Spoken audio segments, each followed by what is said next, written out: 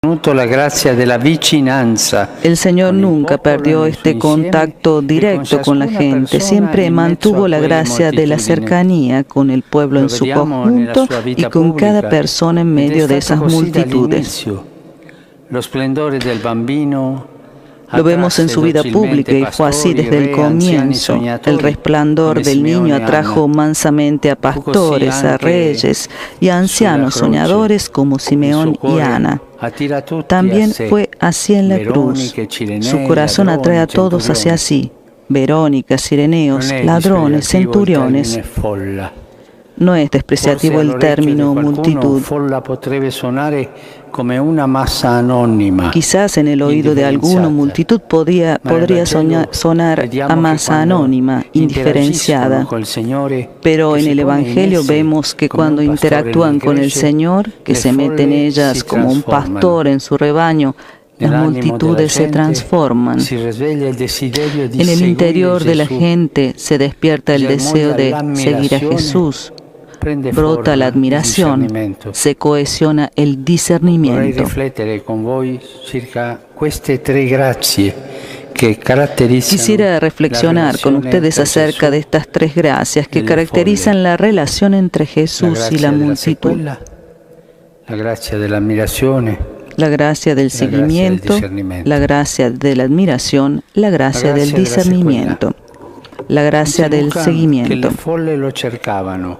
Dice Lucas que las multitudes lo buscaban y lo seguían, lo apretujaban, lo rodeaban y se juntaban para escucharlo. El seguimiento de la gente va más allá de todo cálculo. Es un seguimiento incondicional, lleno de cariño. Contrasta con la mezquindad de los discípulos, cuya actitud con la gente raya en crueldad cuando le sugieren al Señor que los despida para que se busquen algo de comer. Aquí, creo yo, empezó el clericalismo. En este querer asegurarse la comida y la propia comodidad, desentendiéndose de la gente, el Señor cortó en seco esta tentación. Denles ustedes de comer. Fue la respuesta de Jesús. Háganse cargo de la gente. La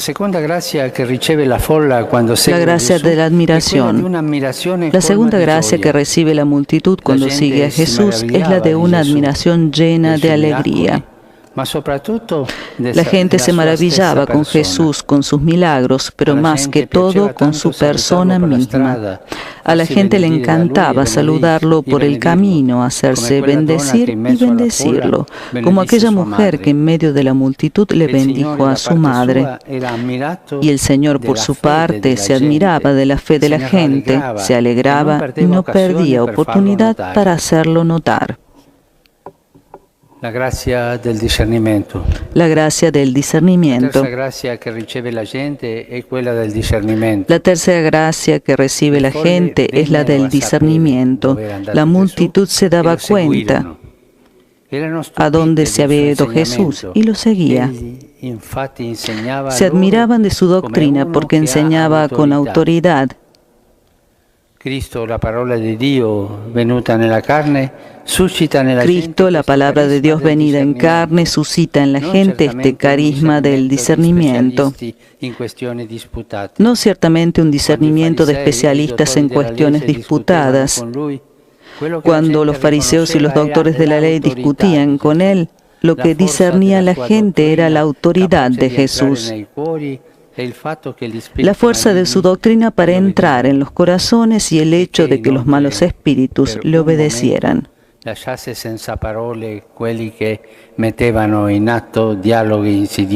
Y que además por un momento dejara sin palabras a los que implementaban diálogos tramposos. La gente gozaba con esto. Profondiamo un po' questa visione evangelica della folla. Luca indica 4 grandi gruppi. Ahondemos un poco más en esta visión evangélica de la multitud. Lucas señala 4 grandes grupos que son destinatarios preferenciales de la unción del Señor. los pobres, los prisioneros de guerra, los ciegos, los oprimidos. Los nombra en general, pero vemos luego con alegría que a lo largo de la vida del Señor, estos ungidos irán adquiriendo rostro y nombre propios. Así como la unción con el aceite se aplica en una parte y su acción benéfica se expande por todo el cuerpo, así el Señor, tomando la profecía de Isaías, nombra diversas multitudes a las que el Espíritu lo envía, siguiendo la dinámica de lo que podemos llamar una preferencialidad inclusiva. La gracia y el carisma que se da a una persona o a un grupo en particular redunda, como toda acción del Espíritu, en beneficio de todos. Están los pobres, son los que están doblados, como los mendigos que se inclinan para pedir.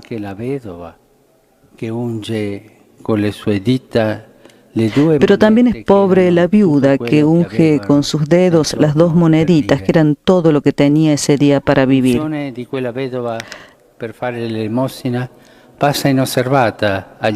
La unción de ella para dar limosna pasa desapercibida a los ojos de todos, salvo a los de Jesús, que mira con bondad su pequeñez.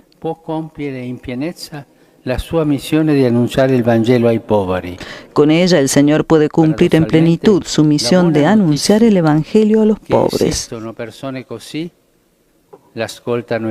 Paradójicamente, la buena noticia de que existe gente así la escuchan los discípulos. Ella, la mujer generosa, ni se enteró de que había salido en el Evangelio, que su gesto sería publicado en el Evangelio. El lieto anuncio de que sus acciones pesan en el reino y valen más que todas las riquezas del mundo. Ella lo vive desde adentro, como tantas santas y santos de la puerta de al lado. Después los ciegos están representados por uno de los rostros más simpáticos del Evangelio, el de Bartimeo, el mendigo ciego que recuperó la vista y a partir de ahí solo tuvo ojos para seguir a Jesús por el camino. La unción de la mirada, nuestra mirada a la que los ojos de Jesús pueden devolver ese brillo que solo el amor gratuito puede dar, ese brillo que a diario nos lo roban las imágenes interesadas o banales con que nos atiborra el mundo. Per nominare gli oppressi, Luca usa un'espressione que contiene la palabra trauma. Para nombrar a los oprimidos, Lucas usa una expresión que contiene la palabra trauma. Per evocare la parabola, forse la preferita de Luca. Ella basta para evocar la parábola, quizás la preferida de Lucas, la del buen samaritano que unge con aceite y venda las heridas, del hombre que había sido molido a palos y estaba tirado al costado del camino.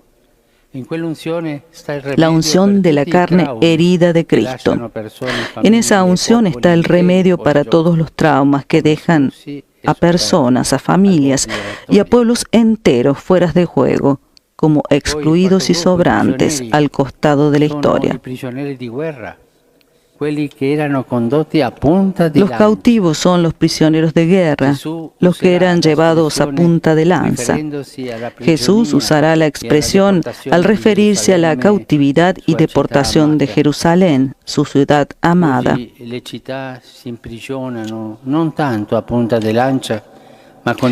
Hoy las ciudades se cautivan no tanto a punta de lanza, sino con los medios más sutiles de colonización ideológica. Solo la unción de la propia cultura, amasada con el trabajo y el arte de nuestros mayores, puede liberar a nuestras ciudades de estas nuevas esclavitudes.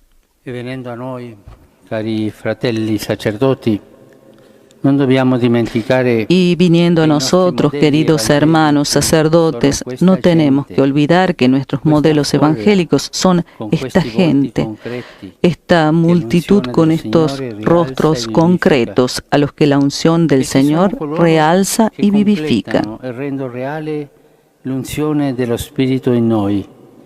Ellos son los que completan y vuelven real la unción del Espíritu en nosotros, que hemos sido ungidos para ungir. Hemos sido tomados de en medio de ellos y sin temor nos podemos identificar con esta gente sencilla. Esta memoria nos hará tanto bien. Ellos son imagen de nuestra alma e imagen de la Iglesia. Cada uno encarna el corazón único de nuestro pueblo. Nosotros, sacerdotes, somos el pobre. Quisiéramos tener el corazón de la viuda pobre cuando damos limosna y le tocamos la mano al mendigo y lo miramos a los ojos. Nosotros, sacerdotes, somos Bartimeo y cada mañana nos levantamos a rezar rogando: Señor, que pueda ver. Nosotros, sacerdotes, somos en algún punto de nuestro pecado el herido molido a palos por los ladrones. Y queremos estar los primeros en las manos compasivas del buen samaritano para poder luego compadecer con las nuestras a los demás. Vi confieso que cuando confermo y ordino, les confieso que cuando confirmo y ordeno me gusta esparcir bien el crisma en la frente y en las manos de los ungidos. Al ungir bien, uno experimenta que allí se renueva la propia unción. Esto quiero decir, no somos repartidores de aceite en botella. Ungimos repartiéndonos a nosotros mismos, repartiendo nuestra vocación y nuestro corazón.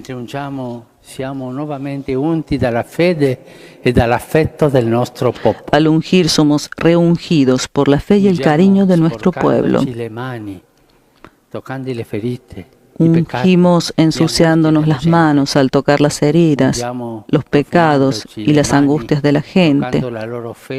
Ungimos perfumándonos las manos al tocar su fe, sus esperanzas, su fidelidad y la generosidad incondicional de su entrega.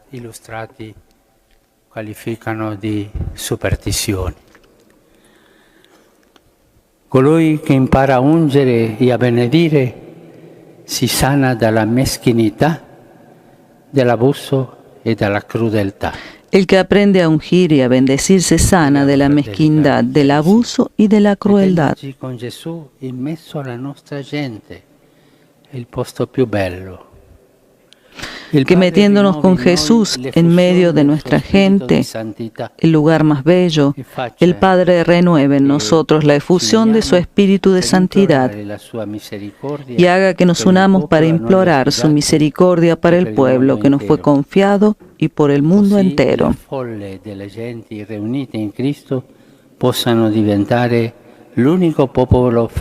Así la multitud de las gentes reunidas en Cristo puedan llegar a ser el único pueblo fiel de Dios, que tendrá su plenitud en el reino.